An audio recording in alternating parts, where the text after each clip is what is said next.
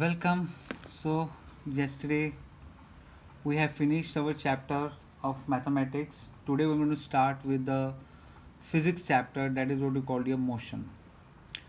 अभी इस चैप्टर के अंदर सबसे पहले you should know what you mean by a motion is and why motion and rest are relative to each other. इसके अंदर सबसे पहले हम लोग को कुछ पॉइंट्स भी कवर करने हैं, जैसे कि मुझे कवर करना है what do mean by origin. Second, what are the body when they are in rest or in motion, why they are called relative. And the third is what you called your kind of motion are there, कि कौन कौन सी type of motions होती हैं.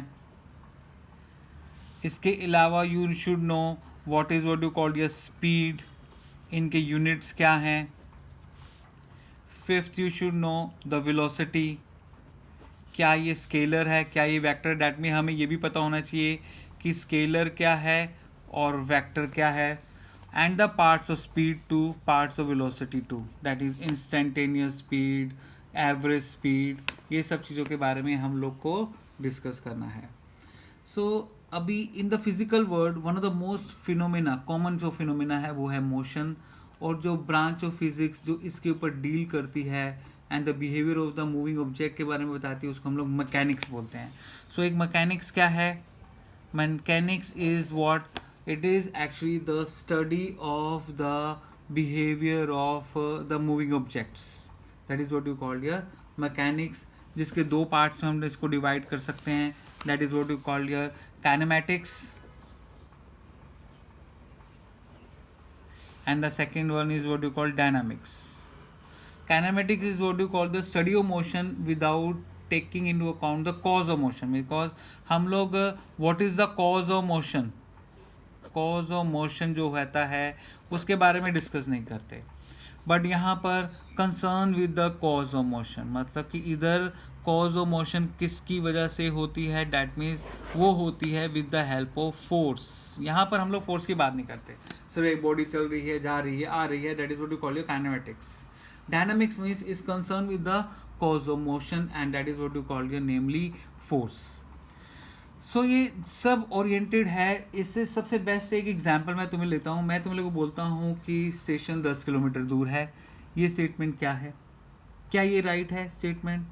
अभी suppose करो एक person है, suppose he is just near by a place. Suppose करो कि स्टेशन के 2 किलोमीटर दूरी है. मैं ऐसे बोल गया स्टेशन 10 किलोमीटर दूर है, तो will it be what do call preferable for him. वो बोलेगा यार 2 किलोमीटर दूर है, 10 किलोमीटर क्या कह सकता है. इसका मतलब क्या हुआ कि हम लोगों को किसी भी चीज़ का डिस्टेंस डिसाइड करने के लिए एक ओरिजिनल पॉइंट डिसाइड करना पड़ेगा. दैट मीन्स जब तक मैं ओरिजिनल डिसाइड नहीं करूँगा तब तक मैं किसी का डिस्टेंस नहीं बता सकता. मैं सपोज करूँ बोलूँ कि बॉम्बे 250 किलोमीटर दूर है, and the person who is sitting in Ahmedabad बोलेगा यार तो गलत है, it is what do call it 500 kilometre दूर मेरे से दूर है. कोई दिल्ली में बैठा होगा यार ये कैसे ऐसी बात कर रहे हैं, ये तो 1500 किलोमीटर दूर है. और कोई गोवा में बैठा होगा या बोलेगा यार तो 1000 किलोमीटर दूर है, ये कैसी बात हो रही है, 250 किलोमीटर दूर कैसे है. That means until and unless you don't fix the origin, जब तक तुम लोग ओरिजिन को फिक्स नहीं कर सकते तब तक you can not decide the distance of any place from any person. So that means कभी भी किसी चीज़ का डिस्टेंस हमें बताना पड़े तो हमें सबसे पहले उसका एक ओरिजिनल डिसाइड करना पड़ेगा. ओरिजिन क्या होगा? मैं बोलूँगा कि सर बॉम्बे दिल्ली से 1200 किलोमीटर दूर है, और यदि मैं गोवा में बैठा हूँ तो गोवा से मेरा जो दिल्ली है, अमृतसर है, सॉरी बॉम्बे है, it is equal to what, that is equal to 1000 kilometre. So that is why you need to have an original to describe any position of the this thing of the anything. किसी भी चीज़ की position को तुम्हें describe करने के लिए you have to show it. So अभी हम लोग के पास नेक्स्ट पॉइंट आता है कि एक ऑब्जेक्ट सपोज करो मोशन में है, तो if it changes its position with respect to its surrounding in a given time is what you called your motion. मतलब कि अभी मैं तुम लोग को बताने लगा हूँ द मोशन एंड रेस्ट के अंदर डिफरेंस. सपोज करो एक बस है, बस के अंदर हम लोग बैठे हुए हैं, right.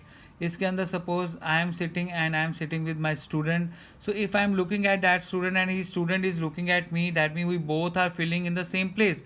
That mean we both are feeling in what, हम लोग दोनों के दोनों एक रेस्ट पोजीशन में लग रहे हैं. बट कोई भी एक पर्सन आउटसाइड में है, if he is just looking at you और looking at me, he just say wave, एक बाय कर देता है हम लोग को. That means with respect to him, इसके रिस्पेक्ट से हम दोनों मोशन में हैं और इस स्टूडेंट के रिस्पेक्ट में हम दोनों रेस्ट में हैं. तो that is what you call कि we both are in rest according to this student, but according to this student we both are in motion. That means motion and rest are always relative.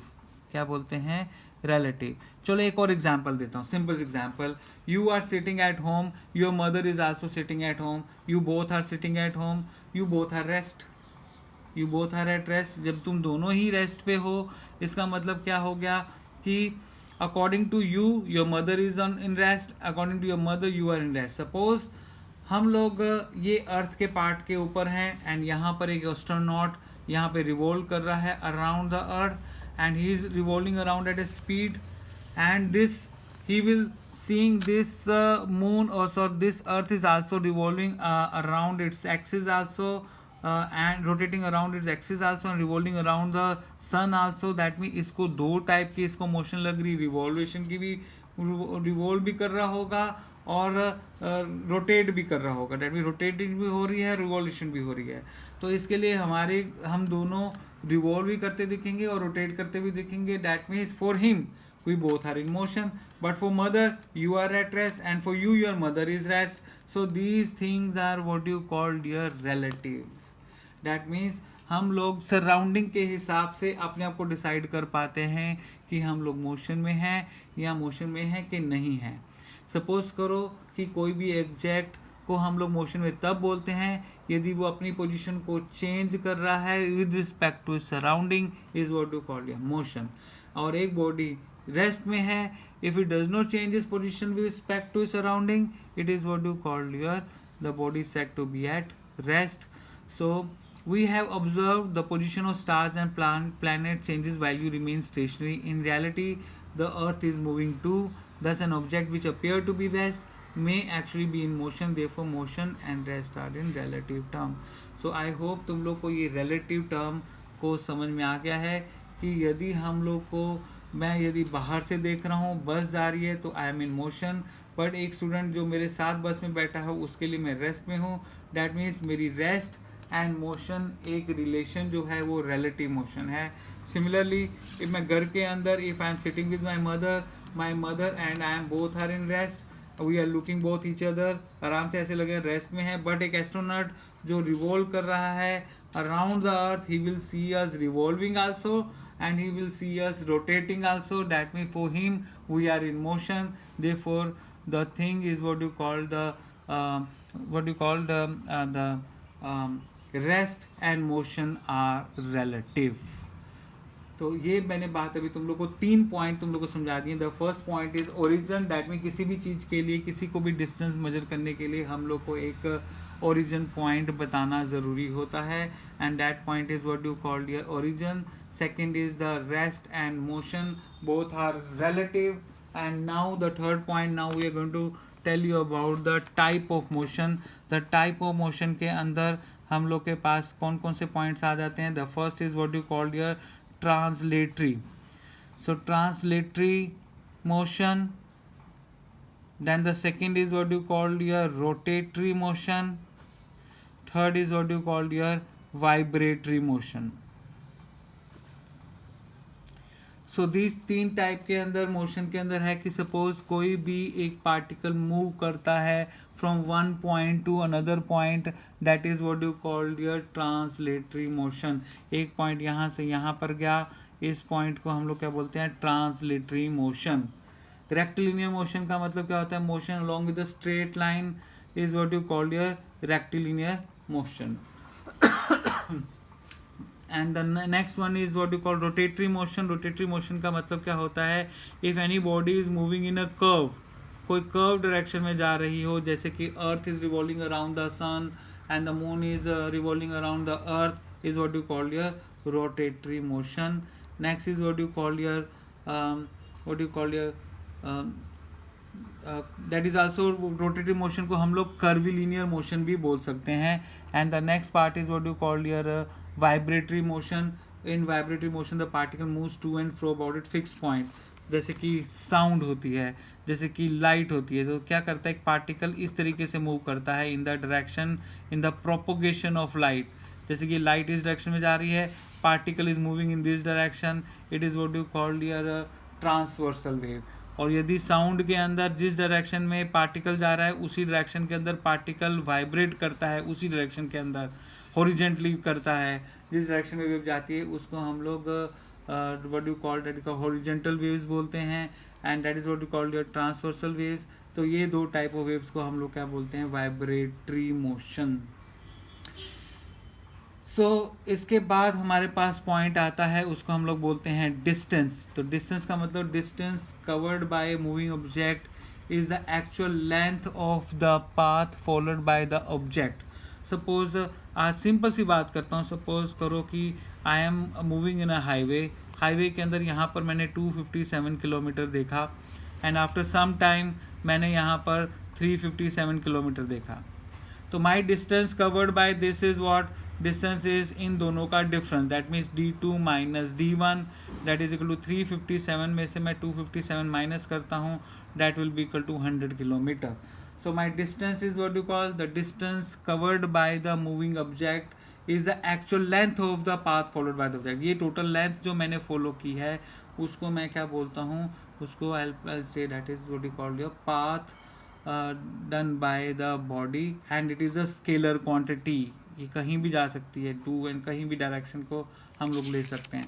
For example मैं तुम लोग को बता रहा हूँ इसके अंदर एक सिंपल सा एग्जांपल कि डिस्टेंस और डिस्प्लेसमेंट क्या फ़र्क क्या होता है. सबसे पॉइंट अभी पहले तुम लोग को अभी आज कवर करना है मुझे, that is what you call your distance and displacement. So distance and displacement के अंदर सबसे पहला पॉइंट ये आ गया कि डिस्टेंस जो होता है ये ऐसा distance covered by the moving object is the actual length of the path followed by the object and the distance is the scalar quantity. और ये स्केलर क्वांटिटी है और स्केलर क्वांटिटी की वजह से इसकी जो स्केलर का मतलब क्या होता है कि स्केलर का मतलब होता है जिसकी सिर्फ मैग्नीट्यूड हो बट डायरेक्शन ना हो, उसको हम लोग क्या बोलते हैं, no direction is called scalar. And vector क्या होता है, vector is magnitude as well as direction, जिसकी डायरेक्शन भी होती है और मैग्नीट्यूड भी होती है. सिंपल डायग्राम देखो, यहाँ से सपोज करो मैं यहाँ जा रहा हूँ, this is A B, this is C, this is D, suppose this is 50, this is 60, this is 70 and यहाँ से ए से डी डायरेक्ट जा रहा हूँ मैं, बाय एयर जा रहा हूँ, राइट. ये एक पर्टिकुलर डायरेक्शन होगी. See the direction also from A to D. That means if I am talking about distance, मेरे पास सपोज को इसके नीचे तो पूरा जंगल है. I cannot drive the car to move from A to D. I have to take the road which is made by the government. तो government ने मुझे यहाँ से पहले A to B जाना है, B to C जाना है, C to D जाना है. That means the total distance traveled is what, 50 plus 60 plus 70 that is equal to 180 kilometer. But suppose करो what is my displacement, my displacement is कि मैं यहाँ से उड़कर यहाँ चला जाता हूँ. सपोज करो ये सिर्फ 100 किलोमीटर है, तो that is what you call 100 kilometre, that is in particular direction, एक पर्टिकुलर डायरेक्शन में आ जाता है. It is what you called your, एक डायरेक्शन भी मिल गई इसको और एक मैग्नीट्यूड भी मिल गई. ये मैग्नीट्यूड है और ये इसकी डायरेक्शन है. दैट मीन्स जिसकी magnitude as well as direction हो उसको हम डिस्प्लेसमेंट बोलते हैं, और जिसकी सिर्फ मैग्नीट्यूड होती है वो क्या होता है, वो तुम्हारा डिस्टेंस हो जाता है. तो what do you mean bye scalar quantity. Scalar quantity के अंदर सिंपल सी बात आ जाती है. सपोज करो मैं बोलूँगा कि मेरा वेट 70 kg है, एक स्केलर है, राइट. सपोज करो मैंने 5 kg पोटैटोस खरीदे हैं, स्केलर है. बट जब मैं वेक्टर की बात करता हूँ तो वेक्टर की बात क्या हो जाती है, सपोज करो मैं तुम लोग को ऐसा बोलता हूँ, I move with the speed of 50 kilometre per our towards north. इसके अंदर साथ में इसने डायरेक्शन भी दी है। जब डायरेक्शन के साथ इसकी मैग्नीट्यूड होती है उसको हम लोग क्या बोलते हैं, उसको हम लोग बोलते हैं vector quantity. So distance covered जो होता है without what do call your direction, उसको हम लोग डिस्टेंस बोलते हैं। और जिसके साथ डायरेक्शन आ जाती है वो तुम्हारी क्या हो जाती है, विद डायरेक्शन हो जाता है, वो तुम्हारी डिस्प्लेसमेंट हो जाती है। सिंपल सा लॉजिक है। सपोज करो ये एक स्विमिंग पूल है जो 100 मीटर का लैब है। I travel from here to there and comes back, what is my total distance, मेरा टोटल डिस्टेंस इसके अंदर कितना हो जाएगा, that is equal to 100 + 100 that is equal to 200 metre. What is my total displacement, total displacement में मैं यहाँ था वहीं पे हूँ, दैट मीन मेरा टोटल डिस्प्लेसमेंट कितना हो जाएगा, that will be equal to 0। That means मेरा उसके अंदर आंसर कितना आ जाएगा, 0 आ जाएगा। एक और दूसरा एग्जांपल मैं बताता हूँ। सपोज करो मैं एक राउंड मार रहा हूँ, सर्कुलर राउंड मार रहा हूँ जिसका रेडियस 7 सेंटीमीटर है, 7 मीटर है, वो छोटा हो जाएगा नहीं तो। डैट मीन्स मैंने टोटल सर्कल के अंदर कितना डिस्टेंस मारा, that will be equal to यहाँ से यहाँ तक इधर आया ए पे, that is equal to 2πr। जब 2πr का मतलब 2 × 22/7 × 7, डैट मीन्स मेरे को कितना डिस्टेंस कवर किया, मैंने डिस्टेंस कवर किया 44 मीटर। एंड सपोज करो मेरा डिस्प्लेसमेंट क्या होगा, डिस्प्लेसमेंट ऑब्वियसली मैं जहाँ था वहीं पे आ गया तो डिस्प्लेसमेंट मेरा इधर कितना हो जाएगा, 0 हो जाएगा। डिस्प्लेसमेंट ज़रूरी कि हमेशा 0 हो, डिस्प्लेसमेंट की वैल्यू हमेशा the shortest distance from the initial point to the what do called your the destination point. Suppose मैं इधर से एक और एग्जांपल तुमको क्लियर कर देता हूँ कि यहाँ पर हूँ, यहाँ से मुझे यहाँ जाना है। सपोज मैं ए पे हूँ, बी पे जाना है, बाय द सर्कल, सर्कल से ड्रॉ कर रहा हूँ। मेरा डिस्टेंस क्या होगा, मेरा डिस्प्लेसमेंट क्या होगा, डिस्टेंस के लिए क्या होगा, आधा सर्कल। दैट मीन डिस्टेंस के लिए मेरा फार्मूला क्या हो जाएगा, डिस्टेंस के लिए मेरा फार्मूला हो जाएगा पाई × r। पाई की वैल्यू है 22/7, r 7 है, कैंसिल कर दो, मेरा डिस्टेंस कितना आ जाएगा, मेरा डिस्टेंस आ जाएगा 22। अब मेरा डिस्टेंस 22 आ चुका है, डैट मीन्स मेरा डिस्प्लेसमेंट कितना होगा, displacement should be in particular direction. That mean यहाँ पे था, यहाँ से यहाँ तक, ये रेडियस 7 है, ये रेडियस 7 है, टोटल मेरे पास कितना डिस्टेंस हो गया, 14 मीटर। दैट मीन्स मेरा डिस्प्लेसमेंट कितना आ गया, 14 मीटर। डिस्प्लेसमेंट की वैल्यू हमेशा डिस्टेंस के इक्वल या उससे कम होगी, उससे ज़्यादा नहीं हो सकती, ये चीज़ याद रखना, 0 हो सकती है। एंड डिस्टेंस जब तक तुम लोग चल रहे हो तुम्हारा डिस्टेंस कभी 0 नहीं होगा। हाँ, शुरू से ही रेस्ट में हो, आज मैं कहीं एक प्लेस में हूँ, सपोज मैं मुंबई में हूँ, वहीं पे बैठा हुआ हूँ, तो मेरा डिस्टेंस क्या होगा, 0, मेरा डिस्प्लेसमेंट क्या होगा, 0। हाँ, यदि मैं सपोज करो बॉम्बे से मैं दादर से क्या कहते हैं बांद्रा गया हूँ, तो डिस्टेंस बिटवीन द दादर है बांद्रा सपोज 20 किलोमीटर, तो my distance is 20। And Dadar से मैं वापस आके वही बांद्रा के अंदर अपने घर पे आ जाता हूँ, तो what is my displacement, my displacement will be 0। I hope you have understood about the clear idea about the distance and the displacement. So ये जो तुम्हारा पार्ट था इसके अंदर तुम्हारा क्लियर हो जाता है डिस्टेंस एंड डिस्प्लेसमेंट, जिसके अंदर नेक्स्ट एक और चीज़ आ जाती है, उसको हम लोग बोलते हैं that is what you called your speed and velocity. ये भी दोनों के दोनों एक ही पार्ट में आते हैं। स्पीड का फार्मूला क्या हो जाता है, speed can be defined at the distance covered by a moving object divided by time t। ये एक स्केलर है, तो distance is divided by time t। Speed क्या होता है, it is defined as distance divided by the time taken. So that is what you call this. और तुम्हारी velocity होती है, it is what you call your displacement upon time taken. Time taken is t। It is a vector quantity, it is what you call your scalar quantity. Unit दोनों के same रहेंगे। Unit wise मैं एक पूरा अभी table बना देता हूँ, तो तुम लोग को यूनिट भी क्लियर हो जाएगा कि यूनिट को कैसे लिखना है, और उस टेबल के अंदर से तुम्हें आइडिया लग जाएगा कि कौन सा स्केलर है कौन सा वेक्टर है।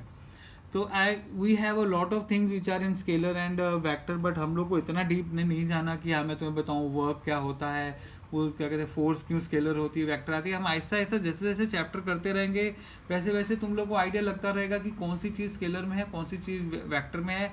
बट एक चीज़ याद रखना, the rate of change of distance rate का मतलब time T, rate of change of distance का मतलब जो भी डिस्टेंस को मैं टाइम से डिवाइड कर देता हूँ वो तुम्हारी क्या हो जाती है, स्पीड हो जाती है। और ऐसे डिस्प्लेसमेंट को डिवाइड कर देता हूँ टाइम से, वो तुम्हारा क्या हो जाता है, वो तुम्हारा वेलोसिटी हो जाता है। यही क्वेश्चन को मैं तुम्हारे को रिपीट करके बताता हूँ। सपोज करो यही क्वेश्चन में था कि हम लोगों ने एक सर्कल कवर किया है। सपोज एक सर्कल है जिसका diameter what you have your radius is 7 metre. आधा फ्रॉम ए टू बी मुझे जाना है, तो और सपोज करो ए टू बी जाने के लिए मेरे पास टाइम लगा, सपोज करो 10 सेकेंड लगे। What is my speed?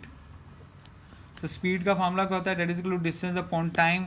Distance मैं यहाँ ए टू बी चला क्योंकि यहाँ पे तो रोड ही नहीं है, ठीक है ना। हाँ, यहाँ से यहाँ मैं फ्लाई कर सकता हूँ या कैसे भी जा सकता हूँ, सपोज उसको भी सेम टाइम लगा। तो ए टू बी सपोज करो मुझे जाने के लिए डिस्टेंस ट्रैवल करने के लिए लगा टाइम 10 सेकेंड। डैट मीन यहाँ पर पहले मुझे डिस्टेंस निकालना पड़ेगा। डिस्टेंस का फॉर्मूला मैंने पहले निकाला था, that is pi into R. Pi की वैल्यू 22/7, आर की वैल्यू इसके अंदर दे रखिए 7, that is equal to 22। So distance कितना हो गया तुम्हारा 22। What is your speed? Speed का फॉर्मूला होता है distance divided by time, that is 22/10। This is 2.2 metre पर सेकेंड। एंड सपोज करो ए टू बी के लिए यदि मैं फ्लाई करके यहाँ से यहाँ जाता हूँ, मेरा सपोज करो टाइम भी 10 सेकेंड लगा। मेरा जो यहाँ पर वेलोसिटी हो जाएगी, वो वेलोसिटी का फॉर्मूला क्या हो जाएगा, that is equal to displacement upon time T. तो डिस्प्लेसमेंट मेरा यहाँ पे होगा 7 + 7, that is equal to 14/10, that is equal to 1.4 meter पर second. So this is how you will able to understand कि मेरा डिस्प्लेसमेंट ऑलवेज जीरो नहीं होता, but displacement is always between the shortest interval between your initial point to the final point. That mean initial point और final point के बीच में जो छोटा distance होता है उसको हम लोग क्या बोलते हैं, उसको हम लोग बोलते हैं डिस्प्लेसमेंट। एंड डिस्प्लेसमेंट को टाइम से डिवाइड कर देते हैं तो उसको हम लोग क्या बोलते हैं, वेलोसिटी। ये तुम्हारी स्केलर क्वांटिटी है और ये तुम्हारी क्या है, that is equal to vector quantity. So यहाँ तक तुम लोग को आइडिया लग गया होगा कि डिस्टेंस क्या होता है, डिस्प्लेसमेंट क्या होता है, और स्केलर क्वांटिटी क्या होती है, और वेक्टर क्वांटिटी क्या होती है। नेक्स्ट आता है सपोज यूनिफॉर्म स्पीड। इसके लिए भी बहुत एक इंपॉर्टेंट क्वेश्चन है जो मैं इसके साथ ही समझा दूंगा। यूनिफॉर्म स्पीड का मतलब क्या होता है, equal distance covered in COVERED covered in COVERED covered in equal interval of time, equal interval of time, that is what you call your uniform speed। that means A से B से C suppose करो ये distance 100 metre जो है मैं 10 second में cover किया। Next 200 metre मैंने 20 सेकेंड में कन्वर्ट किया। डैट मीन्स ये इसके भी लिए भी टाइम स्पीड सेम आ गई, इसकी भी स्पीड सेम आ गई, तो इसको हम लोग क्या बोलते हैं, इसको बोलते हैं uniform speed. And non uniform speed का मतलब क्या हुआ, नॉन यूनिफॉर्म स्पीड का मतलब होता है कि equal distance are covered in unequal interval of time. Equal distance are covered in unequal interval of time, unequal interval of time. That mean पहला 100 metre I travelled in 10 second, next 100 meter I travel in 8 second, next 100 meter I travel in 6 second. All the time my velocity are different, that is what you call your non-uniform, what you call your velocity, non-uniform speed. अब next आता है तुम्हारा average speed. When we travel in a vehicle, the speed of a vehicle changes from time to time and depending upon the condition existing on the road. In such a situation, the speed is calculated by taking the ratio of the total distance traveled by the vehicle to the total time taken, is called average speed.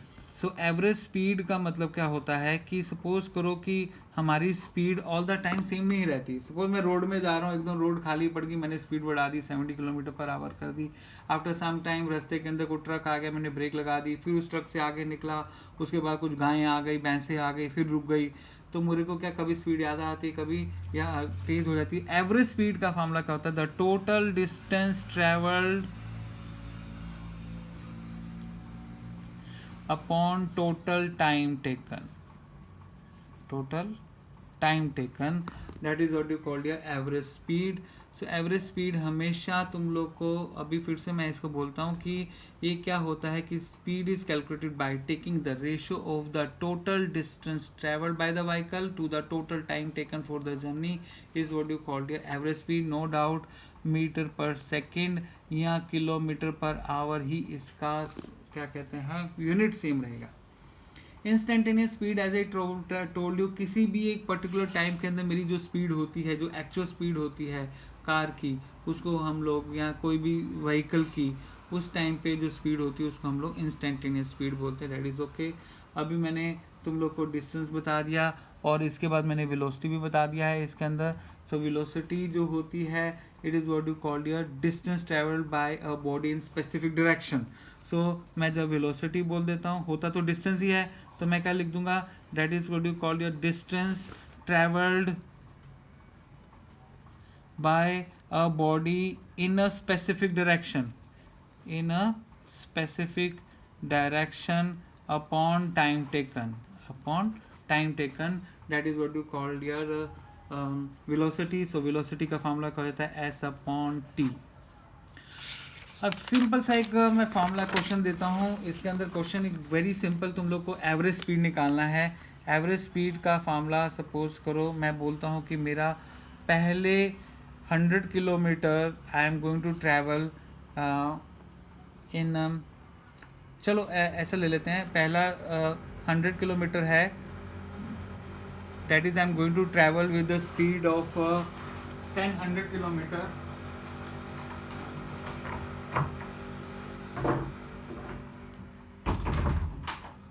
So that 100 kilometer is going to travel in suppose 2 hour, and the next 200 kilometer I am going to travel in what you call your 3 kilometer. So what is my average speed? तो my average speed का मैंने तुम लोग को क्या formula दिया था? That is equal to the total distance traveled upon total time taken, that is equal to total time taken। मेरा टोटल डिस्टेंस ट्रैवल कितना है? That is 100 plus 200 and total time taken कितना है? 2 + 3, that mean 300 upon 5, that mean मेरी speed जो हो जाएगी वो कितनी हो जाएगी? 60 किलोमीटर पर आवर। सो यहाँ तक अभी आई होप कि तुम लोग को स्पीड समझ में आ गई है। बस ये याद रखना कि मेरा जो डिस्टेंस है और जो मेरा डिस्प्लेसमेंट है, अभी अभी जो मैंने करा दिया है वो मैं अभी तुम लोग को बता देता हूँ। डिस्टेंस और डिस्प्लेसमेंट, डिस्टेंस क्या होता है? वो स्केलर क्वांटिटी होता है। डिस्प्लेसमेंट क्या होता है? तुम्हारा वेक्टर क्वांटिटी होता है। इनके जो यूनिट है, unit either it is in kilometre और मीटर, ये भी किलोमीटर और मीटर है। नेक्स्ट आता है तुम्हारा स्पीड। स्पीड भी स्केलर है, इसका यूनिट हम लोग क्या लेते हैं? किलोमीटर पर आवर, और इसको कैसे लिखते हैं? मीटर पर second. And if I am going to write down the velocity too, velocity का फार्मूला ये होता है, वेक्टर होता है, इसका यूनिट भी किलोमीटर पर आवर होता है, और इसको हम लोग कैसे लिखते हैं? मीटर पर सेकेंड। एंड कन्वर्शन फैक्टर याद रखना है, किलोमीटर आवर टू मीटर पर सेकेंड जब भी हम लोग जाते हैं हमें इसको मल्टीप्लाई करना पड़ता है 5/18, और मीटर पर सेकेंड को किलोमीटर पर आवर में लेके जाना है तो हमें इसको मल्टीप्लाई करना है 18/5। आई होप यहाँ तक तुम लोग को क्लियर हो गया। यहाँ पर मैंने तुम लोग को क्या क्या क्लियर करा दिया है। एक ओरिजिन बता दिया है, मैंने तुम्हें बता दिया है कि जो मोशन होती है और रेस्ट होते हैं ये दोनों रिलेटिव होते हैं। मैंने तुम लोग को ये बता दिया कि what is a speed, what is a velocity, scalar quantity क्या है, वेक्टर क्वांटिटी क्या है, डिस्टेंस क्या होता है, डिस्प्लेसमेंट क्या होता है। आई होप यहाँ तक जब तुम लोग को क्लियर हो जाएगा तो I can further proceed about the chapter, क्योंकि कल हम लोग को ग्राफिकली भी कुछ चीज़ें सॉल्व करनी है और by finishing this we can go for the next part. अभी तक हम लोग यहाँ करते हैं, try to read till this. जो नहीं समझ में आता तो let me explain, let me tell either in what you call comment box, so that I will be able to make you understand कि ये चीज़ें हैं, इसको हम लोग को कैसे क्लियर करना है. So take care, good bye.